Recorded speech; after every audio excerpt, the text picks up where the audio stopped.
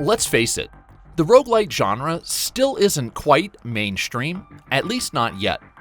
But with the recent success of games like Hades and Dead Cells, and with one of the industry's most talented studios in Housemarque behind its development, Returnal could be the next game in the genre to capture the attention of a wider audience.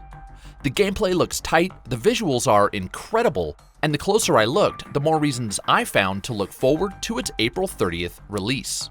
So if you're as excited as I am, or even if you're just curious, then I hope you'll join me as I look at 12 cool gameplay details about Returnal for the PlayStation 5. This video was brought to you by ExpressVPN.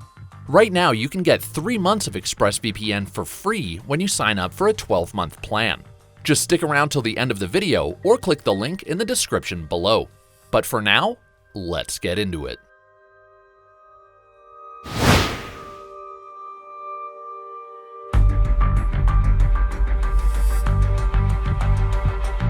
Before we get into the finer details of Returnal's gameplay, let's get the basics out of the way.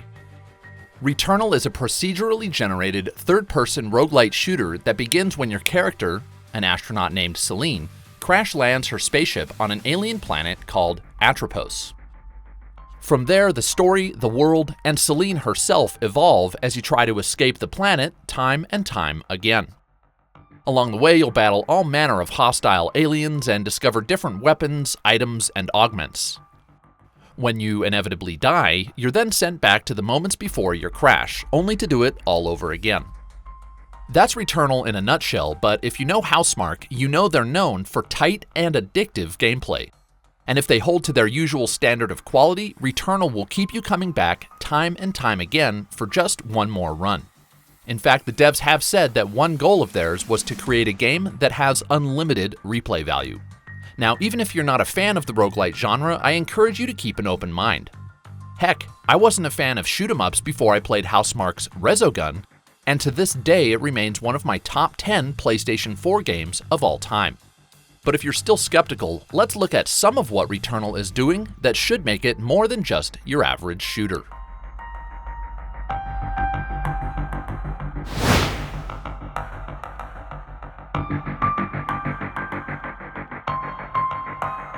I don't think I'm alone in saying that one aspect that makes recent roguelites like Dead Cells and Hades so great is that they reward the player with some form of permanent progression, despite most progress being lost after each death.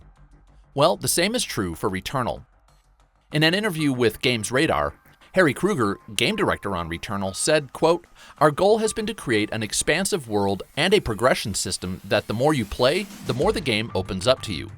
We've worked hard to find a balance between the high-stakes permadeath gameplay of good roguelikes and arcade games, where you feel a strong commitment in your run, while also providing a satisfying feeling of progression to reward you for your time investment." So how will this play out? Well, one way is through ancient technology left behind by an extinct alien civilization.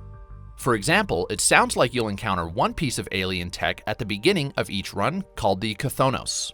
According to the PlayStation blog, the KATANA will track your performance and reward you with a new weapon once you've made enough progress.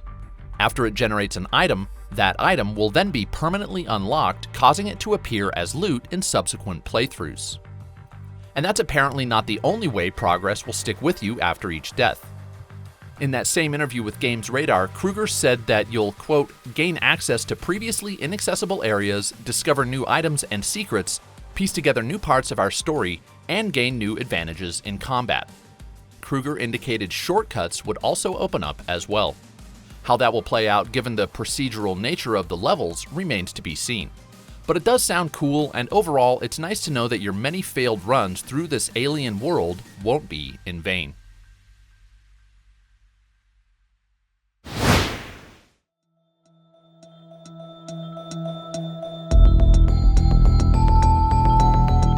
One really exciting gameplay feature in Returnal are checkpoints that you can respawn at with all your current gear and abilities should you die. What makes them even more interesting is that they're optional. Basically, should you encounter a checkpoint on any given run, you can unlock it by spending a resource called obolites.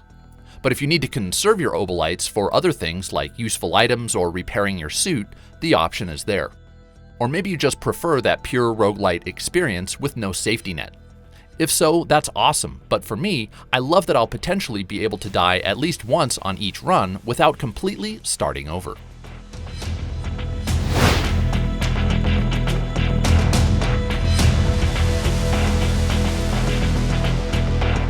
While Housemarque's prior games haven't been completely devoid of story elements, Returnal is by far their most story-driven game.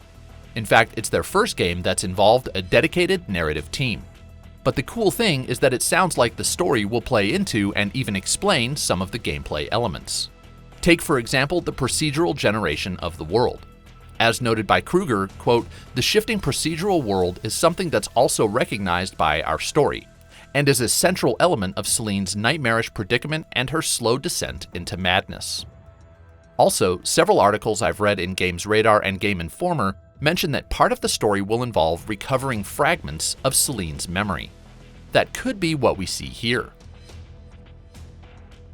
Nonetheless, it sounds like Celine's story will come together as you reconstruct her memory by making further progress on successive runs.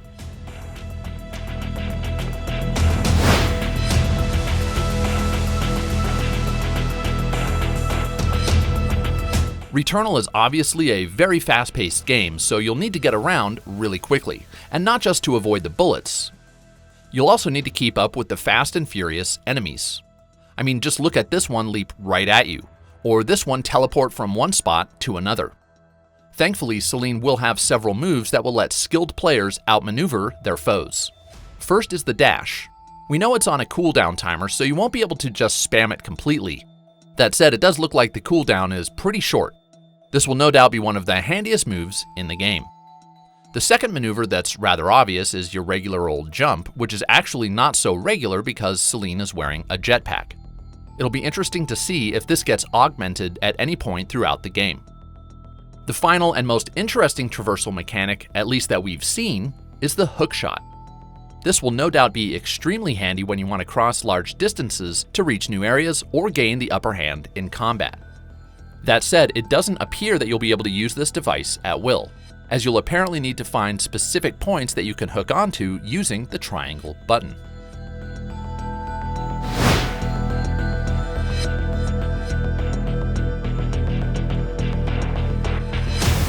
The biggest and most obvious difference between Returnal and Housemarque's other games is the addition of the third dimension.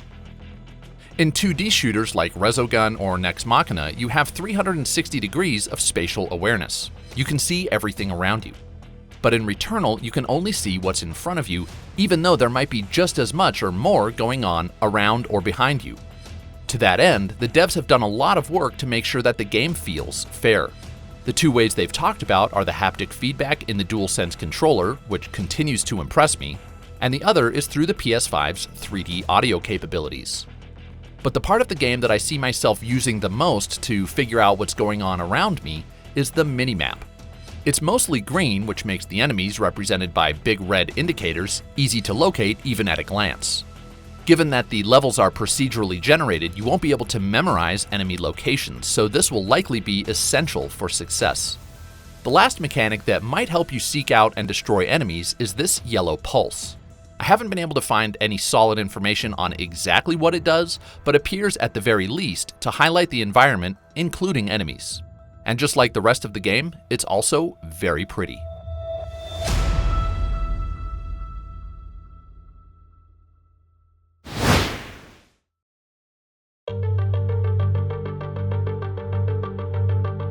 In addition to the haptic feedback, Returnal is also taking advantage of the adaptive triggers.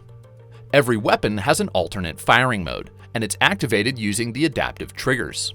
To fire standard shots, simply press down halfway until the trigger provides some resistance. When you want to fire your alt, simply squeeze down all the way. This is handy because it keeps your trigger finger on just one button, but I worry that in high-stress moments, I might subconsciously clamp down on the controller with more force than the standard shot requires. In other words, I don't want to constantly be shooting my alt fire just because I'm literally white-knuckling it. Thankfully, Housemarque is taking this into account, allowing for players to remap the controls to a more traditional control scheme. I hope the adaptive triggers work as intended, but if not, it's nice to know that each player will be able to change things up to their liking.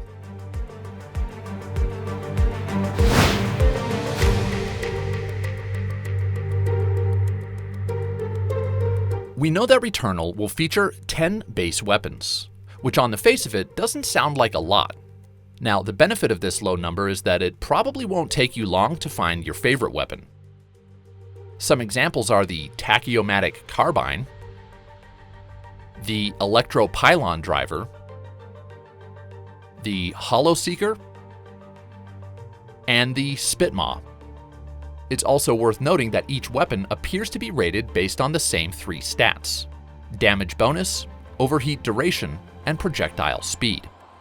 Anyhow, in addition to the 10 base weapons, the game also has its 10 alt fire modes, which are randomly assigned to the weapon you've picked up. One example of an alt fire that we've seen is the Shock Stream, which administers this cool-looking electric blast.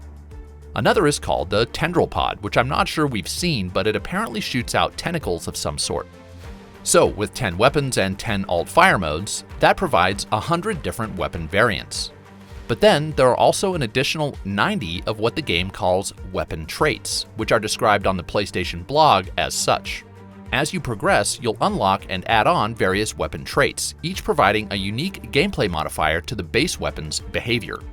These weapon traits are custom tailored for each gun type, so your Spitmaw blaster might gain exploding shells or generate acid pools upon impact, while the Electro-Pylon Driver might extract extra loot from enemies or generate shields for the player.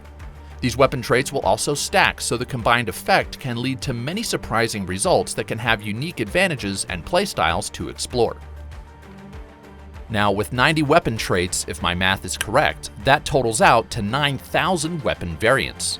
But when you take into account that these variants can stack, that's, well, a really big number of weapons that you could end up with on any given run.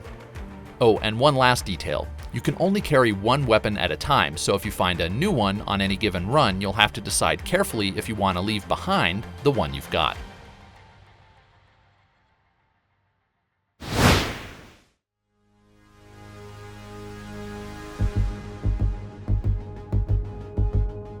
So we've looked at weapons, but what about other items? Well, there are 2 classes of items that we know about. The first are called tools. The tools we've seen appear to be damage-dealing items such as the Dismantler, which the PlayStation blog describes as a, quote, smart bomb-style explosion which annihilates all enemies around you. Then there's the Ground Surge, which blasts this giant spike right through the ground through your nearest enemy. But it's the third tool that we got to see in the combat trailer that's perhaps the most intriguing, and that's the Atropian Blade.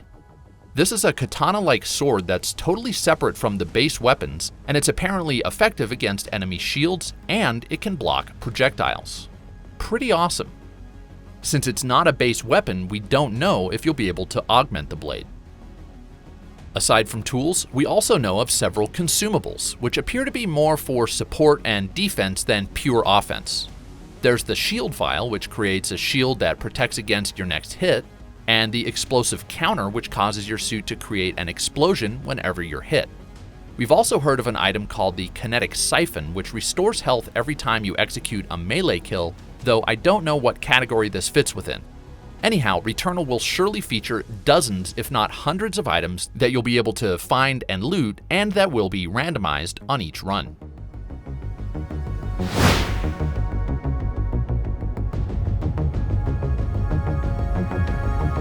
One way Returnal will create suspense is by constantly asking you, the player, to assess the risk of certain decisions. As far as we know, the game does this in at least 3 ways. The first is through a type of player augment called parasites, which provide both a benefit to your character and a hindrance. One parasite that we know of boosts your health when you're near death, but it causes enemies to leave behind pools of acid once you've killed them. It's also worth mentioning that there's also an item that will increase your maximum health for every parasite you've attached. So based on that, parasites will also be stackable. Another way the game creates risk is through loot containers. According again to the PlayStation blog, quote, you might encounter a cursed container that can be holding valuable loot, but opening it might trigger a random suit malfunction which, for example, can damage Celine every time she uses door and chest opening keys. The last way Returnal will force players to weigh the risk of certain decisions happens in combat through the game's combo system. We don't know the details of how combos will work, but we know based on the report in Game's Radar that the game will feature a combo system that, quote, ups the stakes and rewards skillful play. Surely this will tempt players to keep combo strings going, even at the risk of taking damage.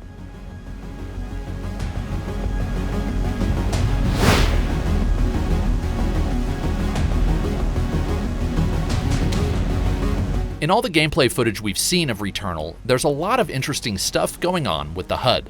But one of the more interesting tidbits I noticed was in the combat trailer. In the top right, we can see certain objectives displayed. Here we see two displayed at once: reach the top of the mountain and find the translocator. And here we see another goal that reads, locate White Shadow broadcast. Also worth noting is that in this clip we can see a question mark on the minimap, so perhaps this will be how you'll discover objective locations. Now, I know mission objectives aren't exactly groundbreaking, but in many roguelites, your goal is often just not to die, so it's nice to see we'll have additional things to do in order to complete levels or clear areas.